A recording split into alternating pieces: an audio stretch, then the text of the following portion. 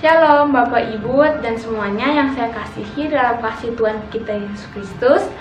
Saya bersyukur punya Tuhan yang dahsyat dan luar biasa yang masih menyertai dan menolong saya dalam menjalani hari-hari hidup saya sampai dengan saat ini. Perkenalkan, nama saya Tirza Maurilia Ayomi. Biasanya saya dipanggil Tirsa. Saya berserta di Komsel Remaja, dan pada kesempatan ini saya akan bersaksi tentang pengalaman hidup saya sebelum mengikuti SPK dan sesudah mengikuti SPK. Saya mengikuti SPK Angkatan 31 yang dilaksanakan pada tahun 2021 yang lalu.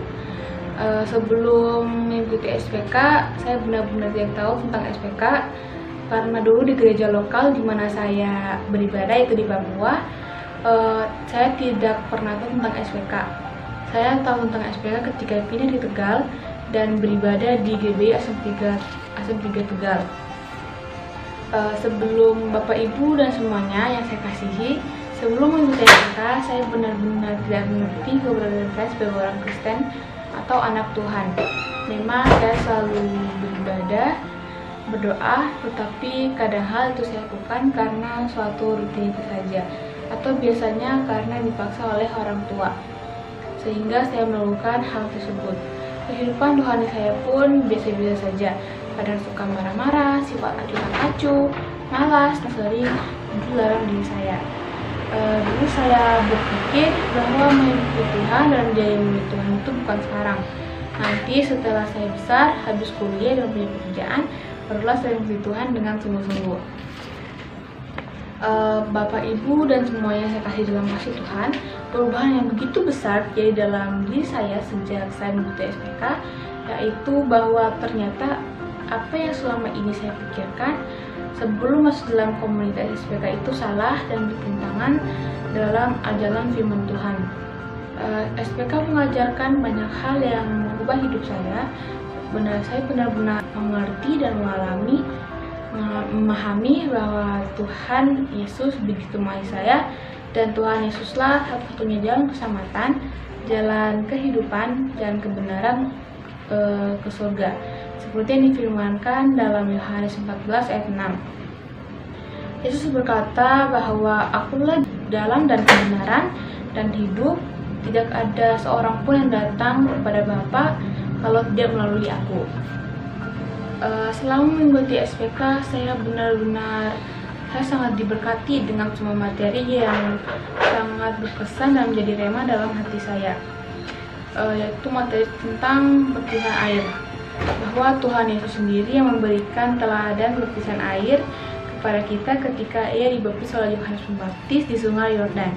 Lewat materi ini saya belajar bahwa baptisan air berarti kita bersatu dalam kematian Kristus, bersatu dalam kebangkitan Kristus dan pengubahan Kristus.